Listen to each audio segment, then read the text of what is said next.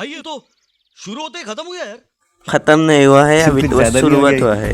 Hello guys, আজি মানে মই বহুত দিনৰ মূৰত কলেজত যাব ল'লো।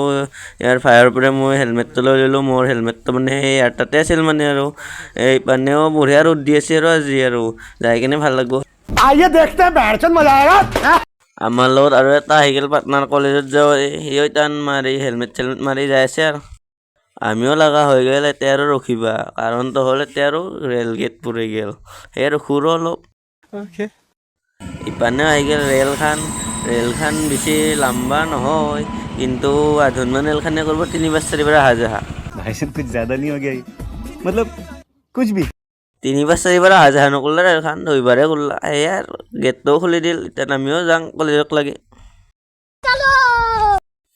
আমিও আহি পালোঁ এতিয়া কলেজ। এইখানে আমাৰ কলেজ মানে বনাই আছে আৰু কলেজখন গোটাই হোৱা নাই, এই বিল্ডিং বনাই আছে।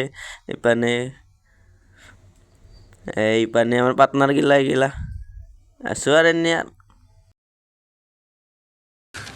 तू समझा? हाँ नहीं तू समझा नहीं। আমাৰো মানে কলেজত কিবা প্ৰজেক্ট জমা লৈছে, আমিও লিখছোঁ জমা দিম বুলিহে জমা দিয়া হ'ল। शाबाश बेटा। 2000 years later. আমিও ইটান কলেজৰ পৰা আহিলোঁ, প্ৰজেক্ট চজেক্ট জমা দি ক্লাছ চিলাছ কৰি ইটান দোকানত কি খাম, কিবা মানে কি খাম আৰু পৰঠাকে খাম। समझ रहे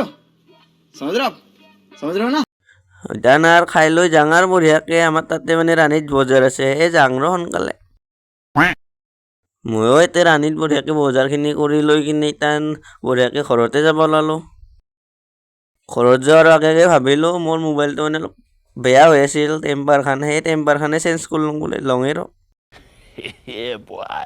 ইপানে ময়ো আছোঁ টেম্পাৰখান খুৱাই, কিন্তু সিপানে আছে সি একেলাই ৰখি থাকক ৰ অলপ সময় ৰখি আৰু। मारो हमको जिंदा मत छोड़ो साला। বজাৰ চজাৰ কৰা হৈ গ'ল ইটান আমাৰো। ইটান ঘৰকে যাওঁ আৰু সোনকালে, গধূলো হ'ব আৰু। ফাইনেলি ইটান মই আহি পালোঁ ঘৰ। ইটান কাপোৰ চাপোৰ হালংগাই আকৌ যা বুলি কিনে খেদাই দিলোঁ। इतने तेजस्वी लोग हैं हमारे पास। গাইছ, আজিৰ ভিডিঅ'টো এইখিনিয়ে আছিল। ভাল লাগিলে লাইক কৰিব আৰু কেনে হৈছে কমেণ্ট কৰি জনাব, আৰু নেক্সট ব্লগত লগ পাম। বাই।